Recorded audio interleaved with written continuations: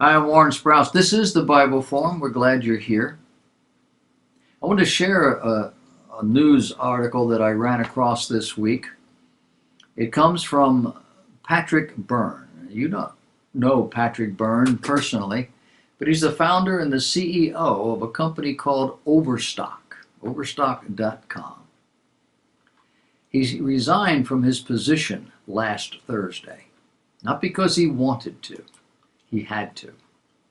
The next day, he was on Fox Business Channel telling the story.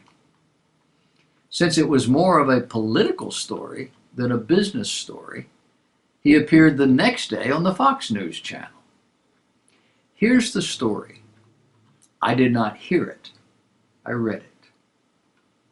He says, speaking of what we call the Russian investigation and the Clinton investigation, he told the host, Martha MacCallum, that the FBI is barely involved in this.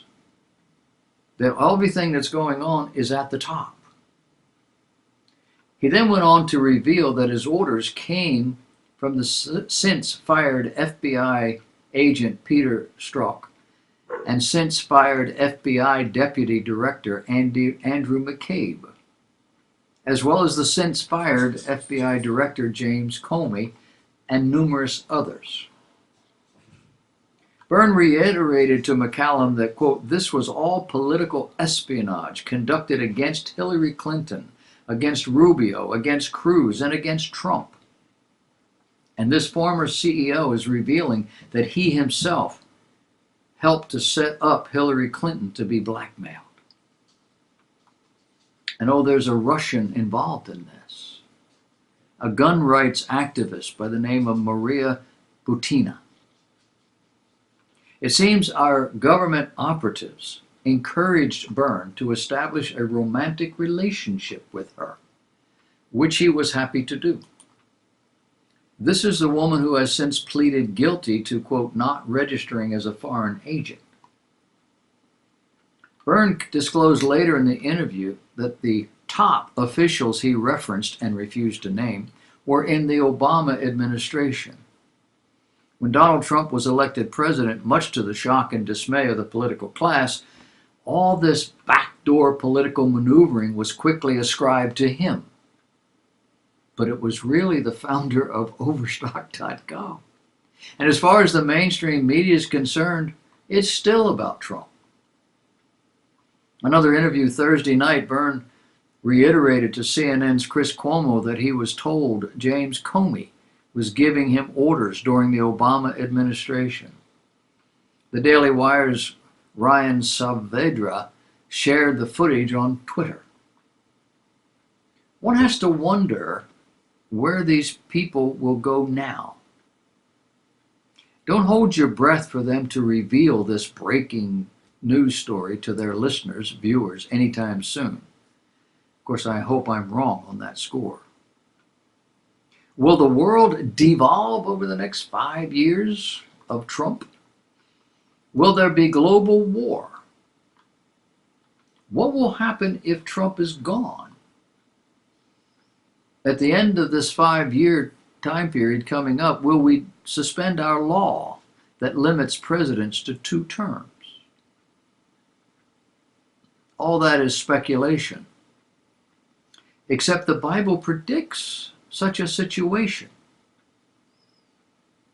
When? At the end of the age. When is that? At the run-up to the return of Jesus Christ to earth.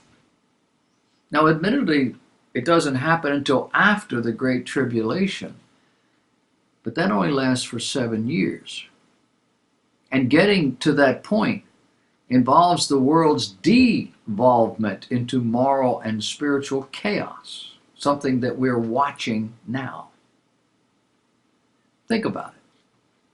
The church has been marginalized, what with all the various kinds of so-called Christian churches. The Bible has been marginalized. Studies show less than 50% of those who make any claim to being Christian know what it really is. And the Christian community is shrinking every year. About 30% of the current world population now makes a claim to being Christian. And that includes the 50% who are Catholic. The various Catholic churches, and there are 4 of them, do not preach a biblical gospel. They do not, their religion is not founded on the Bible, and they don't teach the Bible, and they don't preach the biblical gospel. Never have. Don't write to me about that one. It's history. These churches weave human works into their so-called gospel, which negates any and all true faith in the shed blood of Jesus Christ. This is the condition of the best of us, those who make a claim to being Christian. If that's the best, what are the worst? And how about everybody in between? My experience is probably very much like yours. You run into people who are religious, but they're not saved, and they really don't think about it.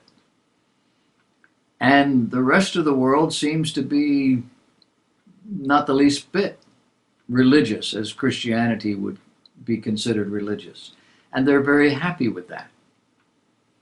With that kind of a world, and it's growing, and with the church basically just giving up and going to the world's side, where do you think all this is leading? The politics are showing us the way, but the church is clearing the path. We'll hear more about this as time goes on, and when it does, I will share it with you.